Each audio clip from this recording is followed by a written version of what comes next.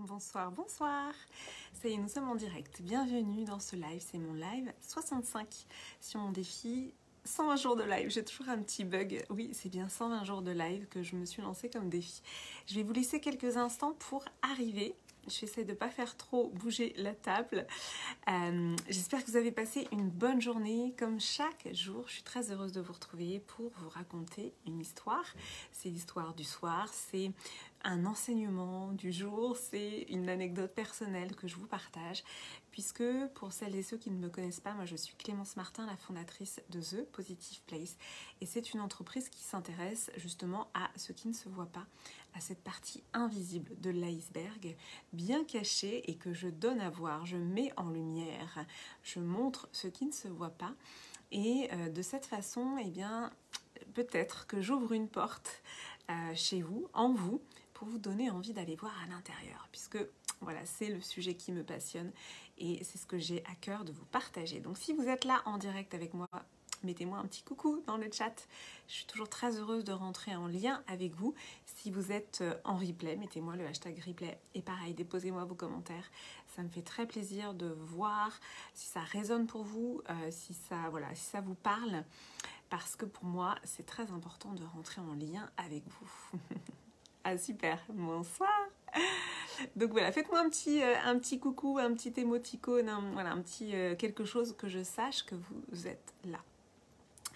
Alors aujourd'hui, j'avais envie de vous parler d'une dimension que je trouve importante à souligner, dont j'ai un petit peu parlé dans mes posts, dans un de mes posts cette semaine. C'est finalement la dimension de nous, êtres humains, cette dimension justement invisible, subtile, qu'on ne voit pas, qui est impalpable et qui est pourtant bien réelle.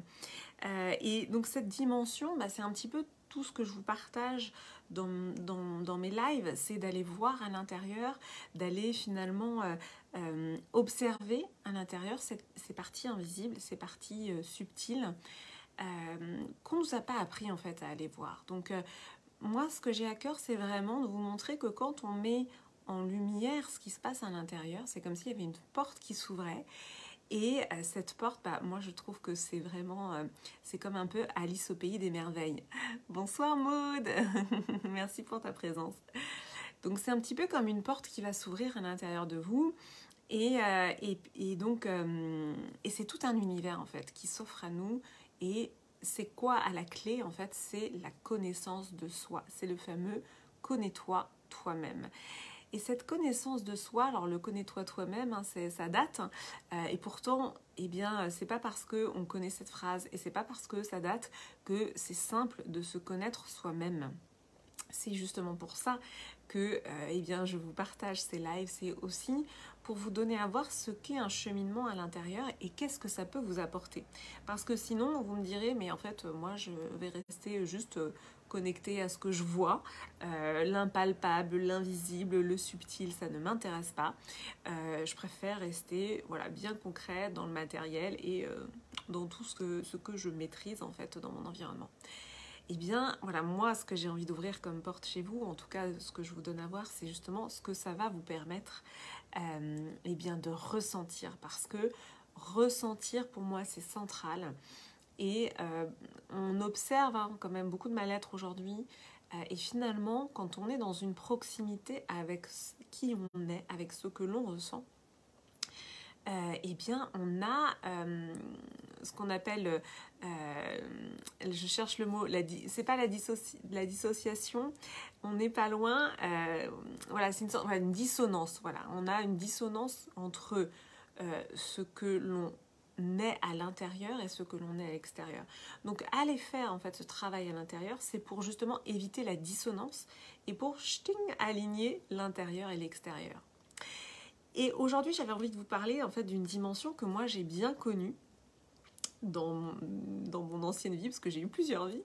Coucou Marion, bienvenue dans ce live. Donc, qui est la dimension d'ego spirituel. Alors j'avais envie de vous en parler parce que, donc là, voilà, ça fait plusieurs semaines qu'on se retrouve et que je vous raconte tout ça, que je vous parle de choses. Eh bien, l'ego spirituel, qu'est-ce que c'est? Coucou Valérie.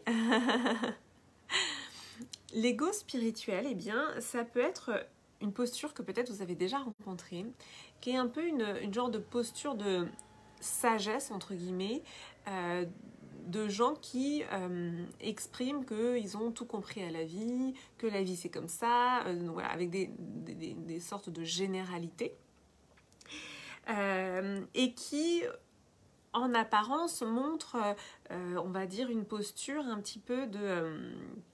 j'allais dire oui, de sage, qui a réponse à tout et qui a finalement compris des choses sur la vie, etc. Bon, moi, il se trouve que dans ma vie, j'en dirais pas plus, mais j'ai fréquenté des personnes comme ça. Et où est l'écueil? Où est l'écueil? Eh bien, c'est que finalement, en abordant, en adoptant, voilà, cherchez le mot, en adoptant une posture comme ça, un petit peu de sagesse, avec des généralités sur la vie, etc., on donne à voir quelque chose qui est de l'ordre de, voilà, moi j'ai compris la vie et je vais vous enseigner la vie, donc un petit peu de cet ordre-là. Mais souvent ces personnes-là, qui sont dans l'ego spirituel, n'ont en fait pas du tout fait le travail d'aller voir leur propre part d'ombre. Et c'est là l'écueil. Et c'est pour ça que dans ces lives, je vous montre avec authenticité mes cheminements, voilà, de vous dire parfois des choses qu'on ne dit pas, parce que je suis un être humain, comme on est tous des êtres humains, et on est donc imparfaits. Et finalement, d'accepter nos parts d'ombre, d'accepter nos imperfections, d'aller les voir, d'aller vraiment les observer, les regarder, c'est ça qui nous permet de faire ce qu'on appelle le shadow work, le travail de l'ombre. J'aime bien les anglicismes, hein, désolée pour ceux que ça irrite, souvent on me dit que c'est un peu énervant les anglicismes, mais moi j'aime bien. Donc shadow comme ombre et work, le travail. Donc le travail sur les ombres, c'est le shadow work. Et au final, quand on parle de spiritualité, mais c'est aussi simple que ça en fait, c'est aussi simple que de commencer par soi, d'aller voir à l'intérieur ces parts d'ombre pour aller les réconcilier. Je vous parlais de dissonance, la dissonance c'est aussi ça, c'est quand finalement on n'a pas réconcilié toutes les parties de nous-mêmes. Donc quand on n'a pas réconcilié toutes les parties de nous-mêmes, on peut ressentir une sorte de dissonance. Donc le mal-être, il peut venir aussi de là, de la dissonance entre finalement une posture qu'on adopte à l'extérieur. Donc là aujourd'hui, j'avais envie de vous parler de ça, de l'ego spirituel. Donc ça peut être une posture extérieure. Désolée, j'ai ma fenêtre ouverte et un petit peu de bruit. Donc une posture extérieure d'ego spirituel, mais qui en fait n'a pas fait ce travail à l'intérieur d'aller voir ses propres ombres. Et donc, pourquoi c'est un écueil de ne pas aller voir ses propres ombres? Il y a plusieurs choses, c'est qu'en fait, quand on va voir ses ombres, on réconcilie toutes les parts de nous-mêmes. Donc, on a un sentiment d'unité et donc un sentiment de bien-être. Et ça n'a pas de prix, on est d'accord. Se sentir bien, moi en tout cas, c'est ce qui a guidé mes dernières années. C'était pas d'avoir une belle maison, c'était pas de partir en voyage à l'autre bout du monde, c'était pas de faire forcément des choses extraordinaires, c'était juste déjà moi de me sentir bien en fait. Ça a été vraiment ma quête. Donc se sentir bien, ressentir cette unité, cette réconciliation à l'intérieur de soi, pour moi ça n'a pas de prix. Et en fait comment on accède à ça? Eh bien par cette posture aussi d'humilité, de se dire je suis un être humain avec des parts d'ombre et je vais juste aller les voir pour les envelopper en quelque sorte, c'est leur faire un câlin, j'ai envie de dire, c'est les embrasser au sens premier du terme, les embrasser, c'est-à-dire les mettre dans nos bras. Et cette posture d'humilité, c'est vraiment ça qui va aussi nous relier les uns aux autres. Puisqu'on est tous des êtres humains avec des parts d'ombre, avec des imperfections, eh bien, on est tous reliés, en fait, en quelque sorte. On est en lien. Et c'est vraiment dans la posture d'humilité qu'on va éviter la posture de supériorité.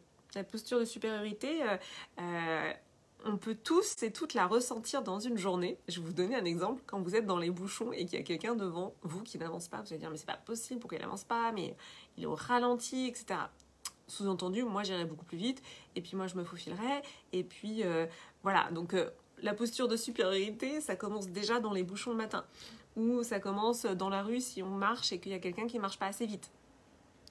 Donc la posture de supériorité, en fait, elle se glisse comme ça, un petit peu subrepticement, un petit peu partout. Et c'est ce qui va faire, en fait, que, quelque part, on en vient aussi à ne plus supporter les gens. Donc déjà, on se fait du mal à soi, parce qu'en fait, on rumine et on est agacé par l'extérieur, c'est-à-dire on est agacé par les gens autour de nous, mais tout simplement parce qu'on n'a pas la posture d'humilité de dire, bon bah ok, peut-être qu'il va un peu plus lentement, mais voilà, c'est ok.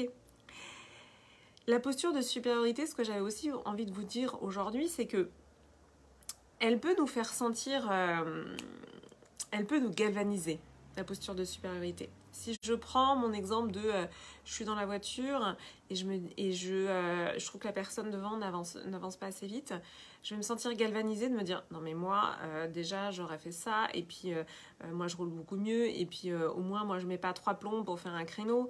Donc évidemment c'est caricatural, mais la posture de supériorité, elle nous fait nous sentir yes, moi je suis vraiment au top, moi je suis vraiment, je fais un créneau en 3 minutes, etc. Donc on peut être galvanisé par cette posture-là. Donc je comprends et on le fait tous à un moment donné, qu'on endosse en fait cette posture de supériorité. Mais c'est aussi à terme ce qui nous isole. Donc vous voyez comment la posture d'humilité, c'est ce qui nous relie, et la posture de supériorité, c'est ce qui nous isole les uns des autres. Et ça nous isole aussi, nous, en tant qu'individu. C'est-à-dire que si on est tout le temps dans une posture de supériorité à considérer que le reste du monde est trop lent ou pas assez intelligent ou que sais-je encore. Donc si on est toujours en train de penser ça du reste du monde, bah, on finit par s'isoler et potentiellement avoir un sentiment de solitude.